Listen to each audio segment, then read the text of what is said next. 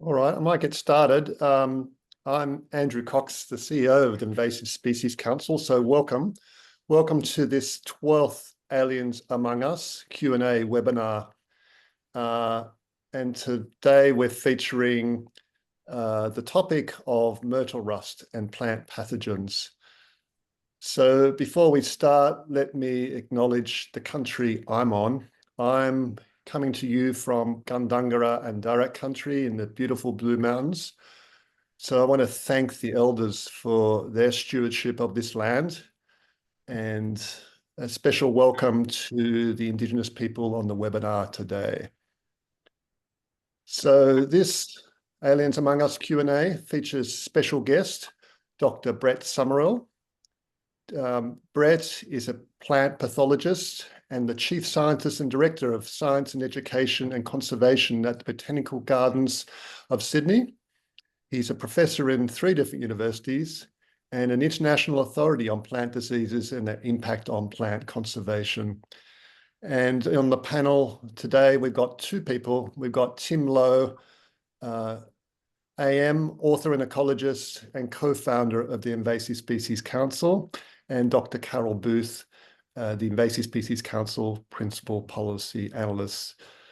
Please welcome our guests, and I'll start with you, Brett. Hello, Brett, how are you? I'm well, Andrew. Lovely to be here. Yeah, thanks, Brett. Just before we get started, Brett, I'll just remind people this is a Q&A webinar, so if you want to ask any questions as we go, pop them into the Q&A icon down the bottom, click that. Don't put them in the chat because we just we'll ignore those questions. Put them in the Q&A and we'll ask them throughout the webinar. But Brett, thanks for coming today. And our topic today is myrtle rust. Myrtle rust was first detected in Australia in 2010. It was a plant pathogen that we thought would arrive in Australia long before 2010. We don't think Australia was well prepared, and it arrived and it's caused quite a lot of impacts. It's now found up and down the east coast of Australia, across parts of northern Australia. It's got into the Kimberley, and it's established in many different environments, rainforests primarily, but also heathlands, woodlands, and wetlands. And it threatens hundreds of species in our iconic Myrtaceae family. This is the one that the same family that our eucalypts, our melaleucas, our lily pillies, our tea trees are in. So it's a huge family for Australia. And 350 species have proven susceptible to that disease so far, but I don't think we fully understand it. But we've got the person here who can tell us all about it. Brett, you're currently conducting research on myrtle rust and be researching plant pathogens for over 35 years. So talk to us a bit about how your interest in myrtle rust started.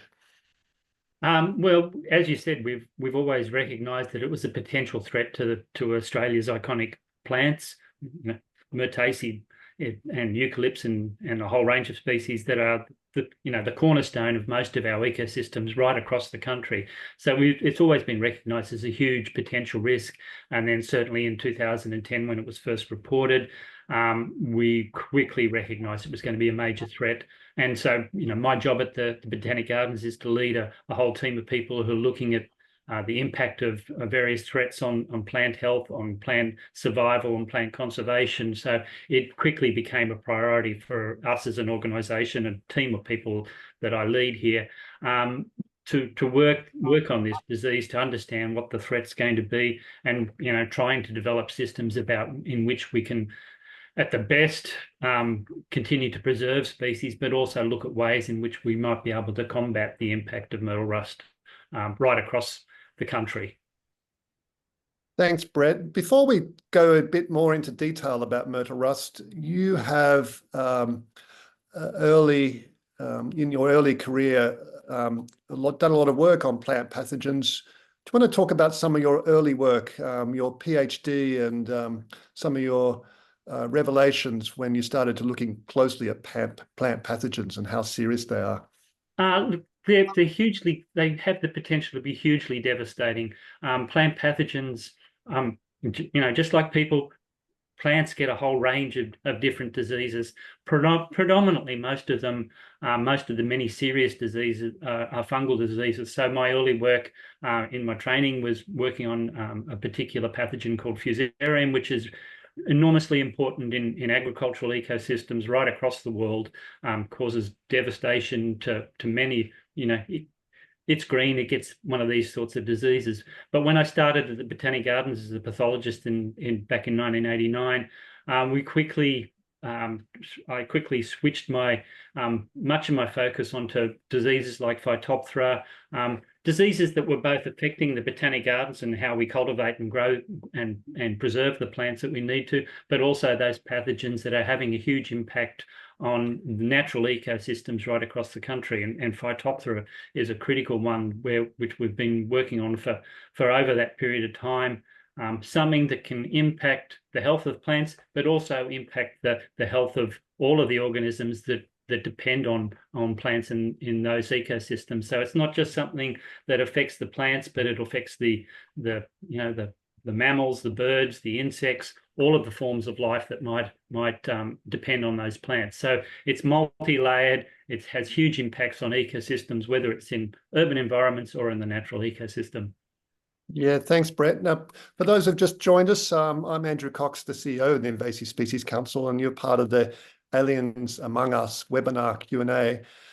If you want to make any questions, please pop them in the Q&A part of the chat down the bottom, not the chat button, but the Q&A. Ask your questions and we'll get to them as we go. And also joining us we've got our special guest, Dr. Brett Summerell, who's from the Royal Botanical Gardens of Sydney, and panelist Carol Booth and Tim Lowe. Tim, I'll come to you now. Tim, you've written lots about invasive species, but particularly the impact of plant pathogens, including in your book, which led to our formation, Feral Future, back in 1999. Tell us, how serious are the impacts of fungal pathogens like myrtle rust to Australia's plants? They're terrible. I mean, I suppose the Phytophthora that Brett's talking about is not technically a fungus, it's an oomocyte. But if you bring in the whole category of plant diseases, I mean, you've had devastating impacts in North America, Europe, around the world. I mean, in Australia, if you come back to myrtle rust, the speed with which it's taken rainforest trees out of the system, it's just been astonishing to me. I mean, I remembered decades ago camping at O'Reilly's, at the campground beside O'Reilly's guest house on the edge of Lamington National Park in the mountains west of the Gold Coast. And you had native guavas, one of the main rainforest trees around that campground, all gone, not one left. I mean, I remember the taste of the fruits is quite sweet and resinous. I mean, I'm never going to taste that again, because that disappearance has happened throughout their whole range, going all the way from near Gosford, near Sydney, right up to Maryborough. And yeah, I was at O'Reilly's about 10 years ago, and there was one native guava you could still see, totally dead, just the dead tree waiting to fall to bits. Another experience was in, I think, it was 2016, so 6 years after myrtle rust is detected. I went with this naturalist David Jiggs to see an endangered tree that he had discovered. So we were in Springbok, which is east of Lamington National Park. We were walking cross country. Every couple of minutes you'd say myrtle rust, myrtle rust, myrtle rust. And we were walking past shrubs of smooth scrub turpentine, and the shrubs basically looked healthy, but all the new shoots on them were just yellow with the pustules. And you could see that they just weren't going to be able to keep growing, that the older leaves would eventually senesce and drop off. And that plant is now in very big trouble. It has a small distribution. So we're talking about catastrophic impacts on those species that are highly vulnerable. Yeah, that's pretty serious. Thanks, Tim. I'll bring Carol Booth in, our other panelist. Carol's our principal policy analyst with the Invasive Species Council.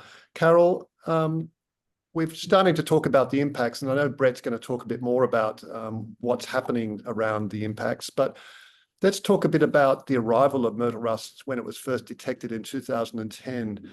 Can you explain a bit about what happened when it arrived? Were we prepared for it, and what was the response like?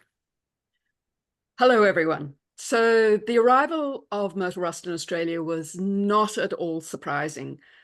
Those who watched the scientific literature would have been aware of it for a few decades, particularly after it jumped to eucalypts in South America, infected paperbarks in Florida, and it became an obvious concern in Australia probably about a decade before it arrived, and a really serious concern when it got to Hawaii in, I think it was 2006. So the Primary Industries Ministerial Council had said it was one of the most serious threats to Australia's forests, including natural forests. And there was a response plan developed in 2007. So we were ostensibly sort of prepared for it in Australia. And so when it was detected in April 2010, a process was implemented. You know, it's a good process that state and territory and federal governments get together and consider whether they should implement eradication under a cost-sharing arrangement. But within just 1 week of myrtle rust being detected in April 2010, they made the decision that it wasn't feasible. And so they decided not to go ahead with eradication. And this was even though the rust had been detected only on 2 properties, and it hadn't been found in bushland. So the New South Wales government decided to fund a small team, and they continued surveillance and containment. And by the end of June, they'd only found 3 more infected properties. And importantly, there was no evidence of it in bushland. So the public pressure was mounting. So in July, that national group said, okay, we will proceed with a cost-shared eradication program. And so there was a surge of resources, and up to 380 staff were involved. But several months after it had been detected, and unfortunately in October it was detected in bushland, and finally the decision was made in late December that it really was no longer feasible to eradicate the rust. So, you know, it's sort of like a haunting question. If that first response, if that eradication response had been fully implemented from the beginning, could we have got rid of myrtle rust? It's not answerable. But a review of the response by a few government pathologists did conclude that initial decision to halt the emergency response, it was too hasty, and it did not have comprehensive consideration of all the information. And our view in the Invasive Species Council is that the environmental risks were not given sufficient weight in that decision making. The decisions were primarily made by agricultural agencies. Thanks, Carol. Gosh, yeah, there's lots of learnings here, and these learnings are not just academic sort of endeavours. We're worried about other strains of myrtle rust arriving in Australia. Do you want to speak to that a bit? Sorry, that's me, is it? Yes, Carol. That's right. So we have one version of this deadly pathogen, and there are more out there. And it is actually accepted to be a really high priority for federal biosecurity. It's the highest rating on what we call the EPL in Australia, which is the list of priority environmental threats that are not yet here. So yes, the big concern is that this new strains will get in, including ones that are deadlier to eucalypts. Thanks, Carol. I might come to Brett now. We definitely have a lot of lessons to learn that can be applied to other pathogens that could come to Australia. But Brett, I just want to talk a bit more about the impacts of myrtle rust. But before I do, we've got some questions coming in on the Q&A. So that's great. Thanks everybody for posting those. But you might be able to answer one of them straight away. Has myrtle rust been found on other families other than Myrtaceae? Is that just impossible because it is a myrtle rust? Yeah, rusts are usually quite specific in terms of their host range. Myrtle rust is quite interesting in that it has quite a huge number of species that all within the family Myrtaceae, maybe some in the Myrtales, but it's predominantly the Myrtaceae that it affects. So you won't find it in other plant families in Australia. And the thing is, it's not impacting equally on all the species within the Myrtaceae family, is it? No, it's not. So we see with the pandemic strain, which is the strain that we talk about that's present in Australia, we find that the level of susceptibility varies from those species, as Tim was talking about, the native guava is right at the end of the spectrum in terms of being highly susceptible, through to species which have some individuals which are tolerant to the disease and some individuals that are susceptible, through to a number of species, and it looks like many of the eucalypts at this point in time, which are quite resistant to this particular strain. But we do know, as Carol mentioned, that there are other strains out there in South Africa and Brazil and the like that are potentially more aggressive on eucalypts. So it's a spectrum. Yeah, some of the questions, great, thanks, Brett. Some of the questions are talking a bit about treatment, but we'll deal with that later. But one from Vanda, I've got to ask this one. How does myrtle rust impact on animals that feed on some of the Myrtaceae? And this particular question is, what is the impact on koalas? Is there any impact on koalas from myrtle rust?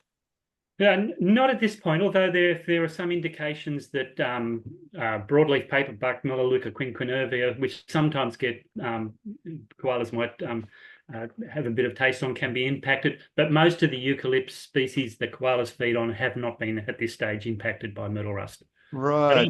The other species which are badly impacted on will have a whole suite of animals and the like that will be dependent on those species. So that's important. All right. Well, let's talk about impacts now. So what are we facing over the next 5 to 10 years? We know myrtle rust has not arrived or has not been found yet in the southwest corner of Western Australia. What are the likely impacts over the next 5 to 10 years? So it's going to be wide and varied and does depend on the movement of the pathogen around the country. Certainly, we know there's about 16, 17, 18 species which are heavily impacted by myrtle rust at this present point in time, predominantly rainforest species, which frankly are on an extinction trajectory, and in some cases functionally extinct in the wild, and we're only keeping populations alive in botanic gardens. We have probably another 27, 28 species that we have some concerns about.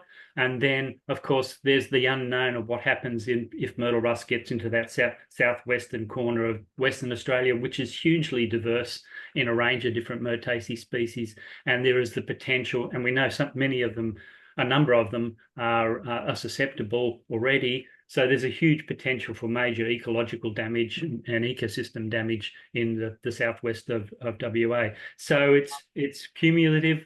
We still have concerns and worries about how climatic change will impact on the severity of myrtle rust, how ecosystems recovering from bushfires and like, where you get lots of susceptible fresh growth, might be impacted. And there's that cumulative toll where a species might have mild myrtle rust one year, but then gets mild myrtle rust the next year, and it's that cumulative degradation of its ability to both reproduce but also survive. So the impacts are diverse, difficult to predict in many cases, and are likely to be cumulative over a period of time. Gosh, this is a major disruptive force, extinctions and quite major ecosystem transformations in many places. Tim, I'll bring you back in again. What do you want to talk about your concerns about myrtle rust? Because Brett's just really given a good overview, but what particularly concerns you? Well, I suppose I'd have to repeat the concerns about new strains coming in, the strain we've got getting to southwestern Australia. But I also think the fact that most Australians have never heard of it. I mean, there are so many pathogens traveling around the world that we are at risk of getting in Australia, like white-nosed fungus in bats, crayfish plague in crayfish, the highly pathogenic avian influenza. We need to learn from the disasters that have happened to increase biosecurity, have a cultural awareness of the risks in terms of overseas travel. But the trouble with myrtle rust is that as the susceptible trees die, they're just replaced by other rainforest trees. So if you're the average visitor to O'Reilly's guest house, you can't, unless you can actually identify the trees and know that they're missing. You don't know that there's anything changed. And so that does really concern me, that we obviously need more funding for biosecurity. We've got this as a huge example of a catastrophic impact. But if the public doesn't know about it, they're not pressuring politicians to increase funding for biosecurity. So yeah, that's a big concern of mine. And do you think one of the difficulties with this is often, you just mentioned it, that they often don't see the impacts in the forest of where people are living? There's one question that's come in on the Q&A from Ellaway. She said scrub turpentine, which is a particularly susceptible tree species from myrtle rust, it's healthy in the area she's in. What would you say to Ellaway? Well, I had a scrub turpentine growing in my local park. So I helped form a rainforest regeneration group. It was one of the trees put in. And I just watched the myrtle rust hit it. All the trees were buckling up. Eventually, it was able to produce little tiny leaves at certain times of year when there was less humidity in the air. It died, it's gone. So where you have these pockets of highly vulnerable species like that, you're potentially losing a lot of genetic diversity, a lot of populations going. The population she's got is hopefully resistant, so that can be used to replant in places where it's gone. But the concern I have is that rainforest is an incredibly competitive environment for rainforest trees. I mean, there's so many species all putting up seedlings, all competing with each other, that if you go from a population of hundreds of thousands down to where you're missing from one locality, you can bring in resistant plants from her location and try and establish them. But can we bring them back in these new locations when the numbers are very much against them? So it's a big question for the future. Yeah, that's great. All right, that's a good lead in to bring back Brett Summerell from the Royal Botanic Gardens, Sydney. Brett, Tim's just touched on some of the ways forward here to respond to this deadly plant pathogen. You've been conducting research, you and your team, you've been conducting research on myrtle rust, and you've travelled widely and around Australia. What research are you conducting, and what success have you had? Yeah, so it's as you can imagine, it's multifaceted and it involves collaboration right across, particularly in New South Wales and Queensland, right across the board there. Certainly, the first thing we've focused on is making sure that we can get as many of these, particularly the most seriously affected species, into seed banks, into tissue culture, into botanic gardens, into our glasshouses, so that we do, in the worst case disaster, have backup populations, doing significant genetics to understand, and genomic studies to understand the genetic variability in these species, so that when we do have them captured in the seed bank and in the botanic gardens, that we're really aware that we have all of the genetic diversity of those species present, so that we can actually start to do really strong systematic research to understand the impact of the disease. What we see in species like the scrub turpentine, fortunately, is that there is a variability within that species in terms of its response to myrtle rust. So we can start to do the testing, collect the individuals that are, as the question came in through, the comment came through, that are resistant to the disease. So we can start to understand the mechanisms for how a particular individual is resistant to the disease, but also capture those individuals so that or propagations of that material, so that we can get them in the glasshouse. We can start to incorporate them, look at breeding mechanisms, so that we can eventually produce more resistant seed that can then be used for restoration and the like. And again, working with different groups at the universities, understanding some of the mechanisms and innovative approaches that might be beneficial in terms of combating myrtle rust into the future. Yeah, gosh, I'm glad all that effort's happening. It sounds like a lot more needs to happen, and here we are 14 years in, and this work's only just starting, really. Yes, I mean, that's exactly right. It is astonishing how quick the impact of this particular disease has been, and how we're starting to see species extinctions. When you think about when, from the first detection of the pathogen, 14 and a half years ago through to now, that's an astonishingly short period of time. And I think it just highlights the impact of invasive species can have on our ecosystem, and how fast it can happen if we don't get that response happening as quickly and as ramped up as best we can, because the impacts can be so severe and so quick. And when we're starting to talk about thousands of Myrtaceae species that need this work, each of their approaches that might be necessary for them could be quite different. But to do that sort of research and to do that work, protect those species in the long term, does take a substantial amount of research, a substantial amount of work, and big collaborative work right across all of the jurisdictions. Yeah, thanks. Yeah, it's huge work, and we've hopefully we just get better and better at this. There's a lot at stake. Brett, there's a few questions in the chat, in the Q&A. I keep saying the chat, but it's in the Q&A. Make sure you put them in there. There's some great questions coming through. Brett, I might just ask you a few things coming through there. One question asks, are the Royal Botanic Gardens in Sydney affected? Are you particularly worried about some of those important plant collections in botanical gardens around Australia being affected by myrtle rust?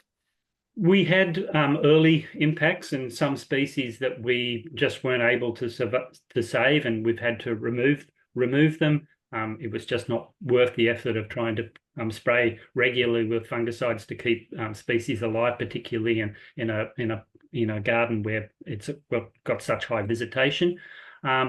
We certainly keeping particularly some species alive at Mount Annan through having to keep them alive because they're so critical in terms of the ongoing fight against myrtle rust. So we do have to use fungicides to keep them disease-free. And certainly we have collections in the glasshouse, meta collections in the glasshouse, where we have a very skilled horticulturalist, Veronica Weiler, who does amazing work keeping all of those collections disease-free, so that people can we can actually get them flowering and fruiting. But it is a big process to do that, and it's not quite labour intensive.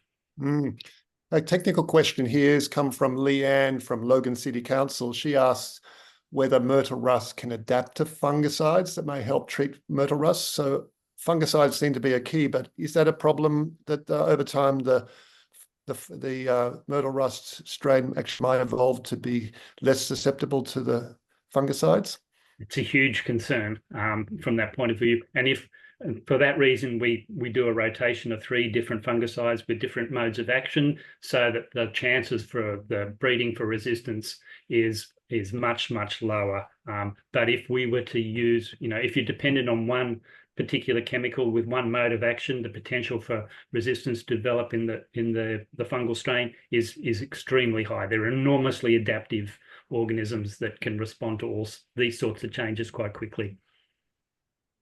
Hopefully there's a website people can go to where all this information is there for those people who want to deal with myrtle rust. Is there a good resource that you can recommend? I guess you can always put it in the chat, in the Q&A if you haven't got it on hand. My go-to place for any myrtle rust information is always the Australian Network for Plant Conservation. Has a fantastic wealth of resources, publications, videos, a whole range of information that is extremely exhaustive in detail, but fantastic and kept up to date. Yeah, thanks, Brett. And just before I move on, and I'll come to Tim in a second, Brett, there's a question here asking whether we should be worried about other ecosystems other than rainforests. Should we be worried about myrtle rust in arid areas, for example? Which ecosystems are most at risk? Myrtle rust is a pathogen that does require moisture to go through its infection phases. So it tends to be more the coastal areas, across the Great Dividing Range, and into those areas where there are seasonally inundations. So the monsoonal parts of particularly northern Australia, those areas where you're likely to get more moisture. It would be unusual for it to be able to get a hold in those drier, arid regions, so less likely. Big area that we're particularly concerned about is obviously wetlands, where there's a high preponderance of paperbarks, melaleucas. And does it matter whether the ecosystems are disturbed or healthy? This is a question from Lisa P. No. The fungus is omnivorous in all those cases, so it's happy to cause problems in disturbed ecosystems, healthy ecosystems. It's not particularly worried about what the nature of the ecosystem. As long as there's a susceptible plant and the environmental conditions are appropriate, it'll take a hold. An omnivorous fungus. I'm scared already. I'll bring Carol in now. I'll bring Tim in now. Sorry. Tim, I'm going to just ask you about where myrtle rust fits in with other recent invaders to Australia that caused extinction. How does it rate? Yeah, look, I'll answer that question, but first I'll just back up Brett's comment about it not needing disturbance. I mean, what struck me about that walk I did with David Jinks is that we left a track. You know, we were walking through intact rainforest where possibly no human being had been for months, and the rust had gotten the whole way through. And there's not much wind in rainforest. Yeah, so yeah, it's incredibly capable of getting around and not needing disturbance. But yes, to get back to your question, there's been a lot of analysis in the last decade or so about Australia's extinction record and the causes, and it works out that our extinction rate's been fairly even ever since the 19th century. You know, we're getting a similar number of extinctions each decade, and Carol and I wrote the report, the Invasive Species Council report, Gone, looking at extinctions since 1960, and they're overwhelmingly from invasive species, and mostly from species that have arrived not that long ago. So you had chytrid fungus arrived in Brisbane in the 1970s that went on to cause 6 frog extinctions and put others like crabberry frogs on the highly endangered list. Then you had the Asian wolf snake appeared on Christmas Island. It was almost certainly in 1987. That's caused 4 extinctions there. And then you get myrtle rust in 2010, which, as Brett said, has made species, they're not totally extinct, but they're functionally extinct. They now depend on cultivation to keep them alive. So these dates, you know, 1970s, 1987, 2010, the increased mobility, you know, the number of people and products traveling the world, the planes, the ships, the movements, we're entering into a phase of increasing mobility where we are likely to see, I mean, these other pathogens I mentioned getting in. And I think pathogens are going to be the really big thing of the future in terms of extinctions around the world. So yeah, watch this space. Watch this space. That's pretty serious. And Tim, while I've got you, I might just ask a question. Do you know how long the spores of myrtle rust actually remain viable for? Oh, ask Brett.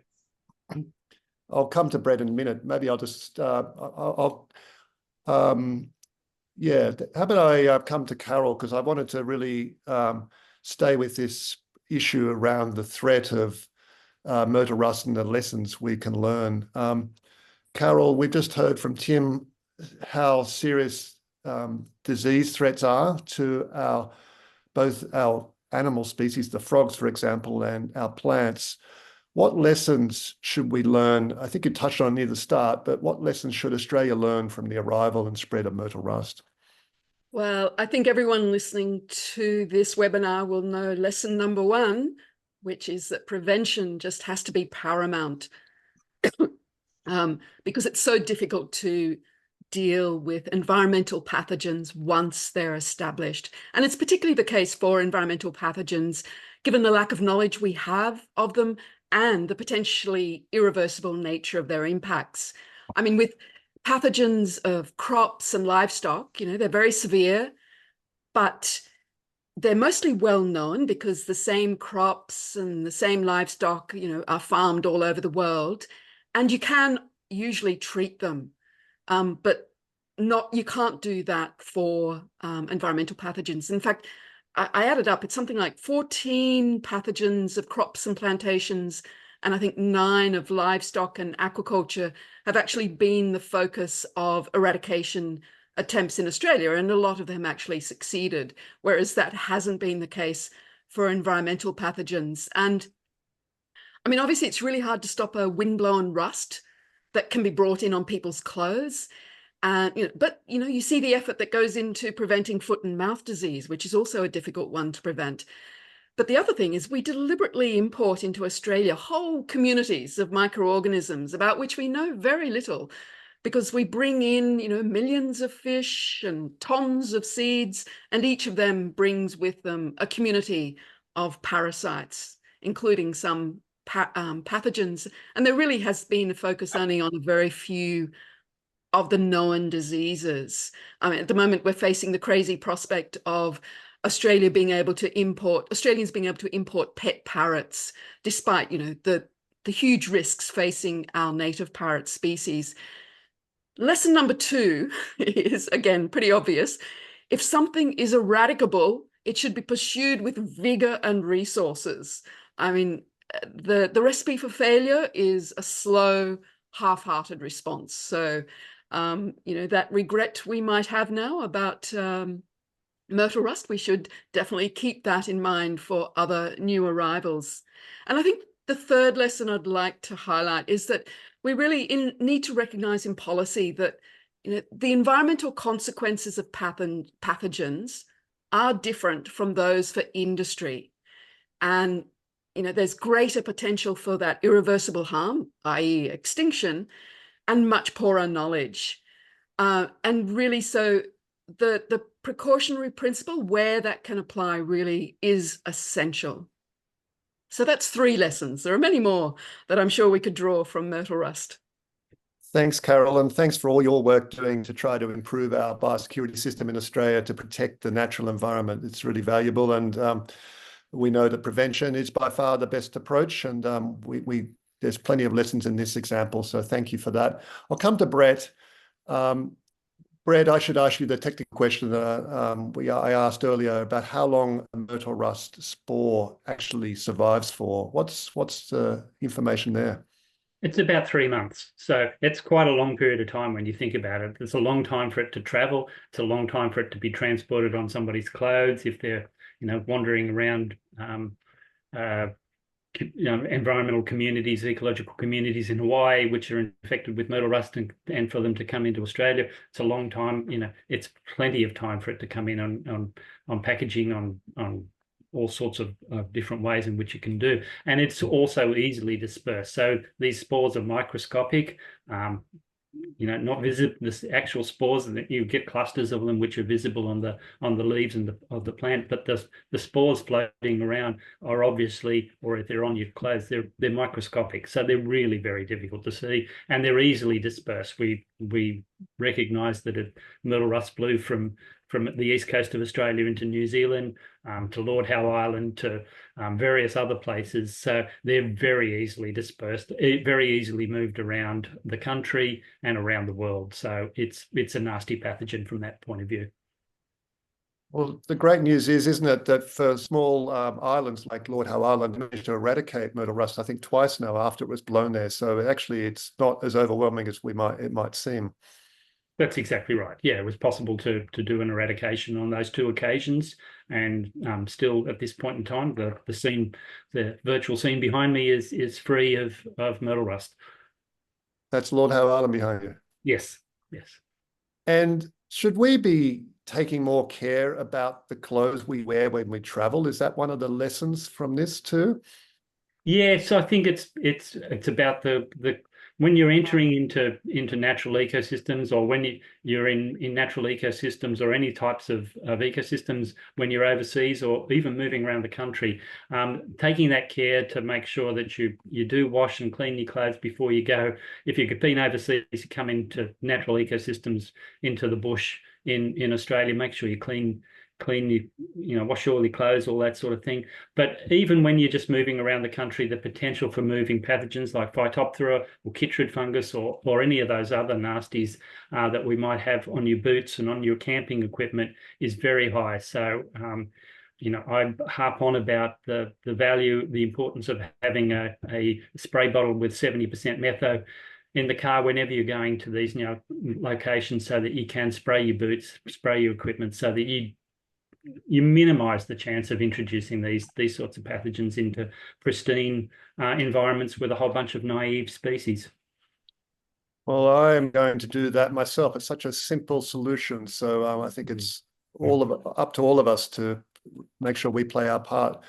Brett, what keeps myrtle rust from taking over its native range, from taking over the plants there in South America? It's native to South America, isn't it? So why isn't it causing lots of damage there, but it causes so much damage in Australia?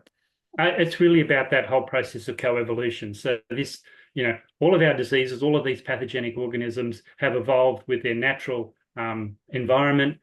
And so the plants have had tens, thousands, millions of years of evolution to be able to adapt, to be able to develop resistance genes, and for those resistance genes to become more important in the natural environment. As humans, we see that regularly, that we have some level of resistance to diseases. The plants are the same. If they've co-evolved, they generally have the ability to fight off a pathogen.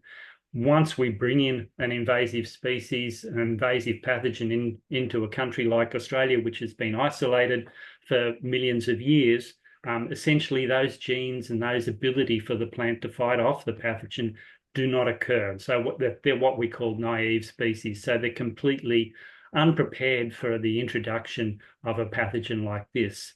And so that's where we have super concerns about it, because we know what happens when you introduce pathogens into a population of any type of organisms, whether it's plants or humans, into those sorts of environment situations. The consequences can be dire.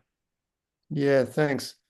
Now, I want to give a bit of a shout out here to the Tasmanian government, because right now they've just prepared a plan with a draft plan. They're proposing to limit the import of Myrtaceous plants into Tasmania as a precaution to stop myrtle rust and other strains of myrtle coming into that state before we could, for example, even detect a new strain coming to Australia. They're taking a very preventative, precautionary approach, which we should give them lots of praise for. That's on exhibition right now, so you'll be able to find it online. So yeah, this is a world-leading preventative measure to stop the spread of a plant disease. So good on your Tasmanian government. In that vein, Brett, let's talk a bit about the other pathogens we should be worried about. What things keep you awake at night? Other threats to native plants? There are a range. So we have existing pathogens like Phytophthora cinnamomi, and many of the other species of Phytophthora that I think are becoming more and more prevalent in a lot of areas, and we're seeing more and more dieback as a result of those diseases. New species of Phytophthora coming into the country, so particularly concerned about Phytophthora ramorum in the west coast of North America. We know that it has a host range that includes a number of Australian species, and that's a potentially devastating disease on, again, a huge rate of unknown impacts on different species. And then we have the case of the polyphagous shothole borer and associated fusarium disease that these beetles spread. Already, I think something like 3,500 trees have been removed in the Perth region of Western Australia. The potential for that to become established in natural ecosystems, again, we don't know what it's likely to do, what its host range in those sorts of ecosystems to do, but also in our urban streets and even places like the Botanic Gardens where I am, the impact that this particular beetle could have. So these are a whole range of different diseases. And then the bacterial disease, Xylella, which is established particularly in Europe, causing devastation in olive groves and in grapevines, potential huge impact on agriculture and horticulture in Australia, but again, a huge potential to cause devastation in natural ecosystem. So there's lots to keep me awake at night, that's for sure. Yeah, thanks, Brett. Yeah, there are a lot of things. You can see why the Invasive Species Council wants to do more work on plant pathogens. Tim, I'll bring you in here just to take forward what Brett talked about the threat of other pathogens overseas coming to Australia. Are you worried about all of the plantations of Australian native trees in other parts of the world and what that might mean for new pathogens coming to Australia? Yeah, I think it is deeply concerning. I mean, there's a common view that evolution is something that only happens over millions of years, when really it can happen on a yearly basis. And so having these huge eucalypt plantations in South America, well, all over the world, as we know, the potential for pathogens and insects, let's not forget them, to adapt to these plantations or just garden plantings, and then be better adapted, and then because of this enormous global mobility, get to Australia. I mean, if you look at South America in particular, that is very rich in native Myrtaceae. So it's got the kind of species that are pre-adapted to come to Australia. But yeah, there's lots of academic articles coming out looking at all the different pathogens infecting eucalypt plantations in China, here and there. So and wattles. I mean, what wattles will be the next big thing, that when we start getting in some of the wattle pests that have really smashed wattle plantations in Southeast Asia. That's very concerning. Yeah, thanks, Tim. I might bring Carol and Brett in together with Tim because we're starting to run out of time. And thanks for all your questions. This is one of our biggest Q&As so far. We've got over 220 people joining in today, so there's a lot of interest in this topic. And we've had over 40 questions come in on the Q&A. That's excellent. Any of the ones we don't get through today, we'll try to answer them on the website. But I wanted to bring Carol and Tim in together with Brett because we're starting to talk a bit about what this all means. There's some great comments from Bob M, who that's Bob Mackinson, talking a bit about comparing how New Zealand responded to its arrival of myrtle rust only a few years ago, and where it impacts on its Myrtaceae families. And they have a national strategy to respond to that. Yet Australia still doesn't have a strategy that's properly funded and coordinated. We've got some piecemeal approach, mostly at the state level. So he's asking how we get a stronger, more integrated response. Maybe that's a question for you, Carol, but if the others want to contribute, please do. Oh, I mean, the systems are there. We could have a really strong coordinated response. We have a threat abatement system, which is the only, as far as we know, legislative or statutory threat abatement system in the world, but it comes down to funding and priorities. And so, that's the role of an organization like ours, is to actually make sure that environmental risks make their way up the ladder of priorities for funding. I mean, the really interesting thing that we've seen recently is with avian influenza, huge risk to Australia's birds. It's not something we can prevent because it's going to come in probably with wild birds on migration. And it had been essentially pretty much ignored, because once a species gets into Australia, and if it can't be eradicated, it becomes the focus of, or the responsibility of, state and territory governments.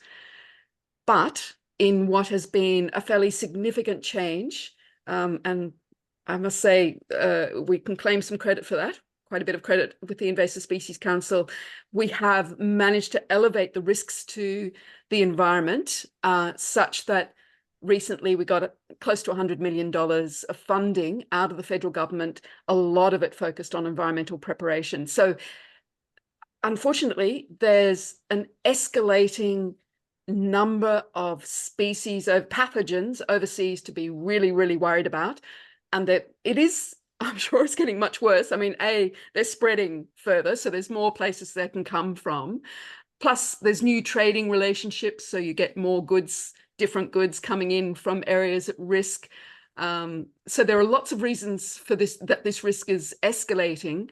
And essentially, it really is about that standard process of developing awareness, developing political voice, a strong political voice. And, you know, Australia is one of the wealthiest countries in the world. We really can afford to do a much better job. Tim and Brett, you might want to respond. Before you do, I just note there's another comment from Angus C. talking about our emergency response procedures. We've got one's focused on animal diseases. We've got an environmental biosecurity response agreement.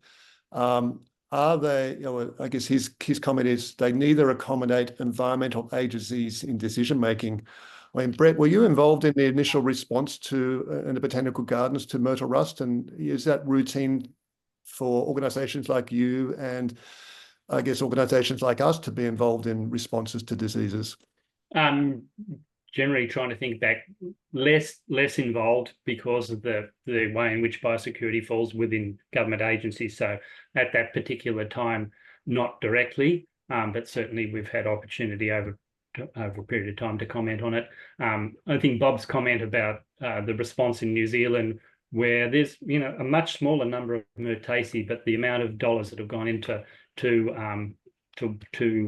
fighting the disease over there is substantially more than has happened here. So there are good parallels to look at in terms of that response and how it works. And I think Angus's comments about there are structures in process in terms of reporting new incursions or new pathogens or new problems like that, which are important. But it does, I think, need to recognise that the impacts has in the past been very agricultural, horticultural focused, and we need to recognise that the biggest potential impact in terms of the overall health of the country is on the environment. Tim, do you want anything to add based on what we just talked about? This is jumping sideways a little bit, but that scrub turpentine down in my local park, when it became infected, I was photographing it. And I'm really glad I did. Those photos have ended up on Invasive Species Council website, appeared in journal articles in a newspaper. When I've finished, I'm walking back home and I could just see all bright yellow spores on my camera strap. It was just terrifying. I wasn't game to carry my camera anyway. So yeah, I think this issue of keeping it out of southwestern Australia and sort of that internal quarantine, this has really made me think more about that. So that's just my light bulb idea for the moment. Yeah, that's pretty important. Well, let's start to wind things up. There's been a huge amount of questions. I've been really pleased with the interest in this topic. It's a really important topic that we want more people talking about, myrtle rust and all of the other plant diseases we're trying to keep out of Australia. We touched on Phytophthora too, so that's also a serious one. Maybe I'll just go to Carol, then to Tim, and then to Brett. Just what do we really need to learn from this? What do we need to do that's different? We've covered a lot already, but if you just had, let's say you were in the decision-making sphere for a moment, you were the king of Australia. What would you do? What would you do, Carol? Well, completely unrealistic. I'd stop all those imports of live animals and plants that could bring pathogens with them, but that's not the way our trading system works. We just have to go back to just a much better funded, environmentally focused biosecurity system for prevention, for eradication, for responding to things when they get here. It's, we already know what should be done. But we also know all the gaps and all the competition for resources. So yeah, it's nothing revelatory. Do more of what we know we need to do. Essentially. Tim, what do you suggest we should be doing? Well, I'm writing another book on invasive species, and I've got a strong focus on. It really concerns me that there's a really dominant conservation narrative that says that we have environmental problems because of human greed, taking too much, bulldozers, big business. But, you know, coming back to that issue of I could take my camera to southwestern Australia and plants could go extinct because of that. That I think, you know, we need to become much more aware of. In biosecurity, you can have really big outcomes from very small causes, and that, yeah, we do need to get away from simplistic thinkings about cause and effect in the environmental arena. Yeah, that's a really good example, isn't it? The camera strap. So, you know, often it's these big, high impacting things are often very small actions. Thanks, Tim. And Brett, what do you think we should be doing? I think time and time again, we've been able to demonstrate, the scientific community in particular, that prevention is so much more cost efficient than trying to respond after the event. So I really think we need to really ramp up our capacity and facilities for prevention and also for detection. I noticed that Erin put up a link to some of the citizen science programs that are where people can be involved in detecting myrtle rust around the country and telling us about new possible incursions or new extensions of range or new species might be affected. So it really is a combination of prevention, detection and awareness raising and trying to make sure that people really are aware that they have a role to play in both the above two capacities in order to stop the diseases, these sorts of diseases from spreading around the country. Thank you. Well, that's all the time we got for today. Well, just remind people that for resources on myrtle rust, as Brett said, the Australian Network for Plant Conservation's got a great web portal on myrtle rust. That's the go-to place. And as one of the comments just came through, make sure you're all spraying your boots with 70% diluted metho and keeping your clothes clean. There's plenty we can do as travellers to reduce the impact. So this is another Q&A Aliens Among Us webinar. Thanks for joining us. Our special guest today was Dr. Brett Summerell from the Royal Botanic Gardens, Sydney. Thank you, Brett. Thank you, Andrew. It was a pleasure. And our two panelists, Tim Lowe, co-founder of the Invasive Species Council, an ecologist and author. Thank you, Tim. Thank you. Thank you. And thank you, Carol, Dr. Carol Booth, our principal policy analyst at the Invasive Species Council. Thank you, Carol. We recorded this session, so it goes up online. So if you know someone who missed it or you want to share it, it'll be online in the next few days. As I mentioned, there's lots of questions. There's about 50 questions. So the ones we haven't answered, we'll try to get the answers to that online. And then the next Q&A, we haven't actually worked out the date yet or the topic, but we'd love to hear your suggestions. So that'll be in a few months' time. Thanks very much for listening and have a great day.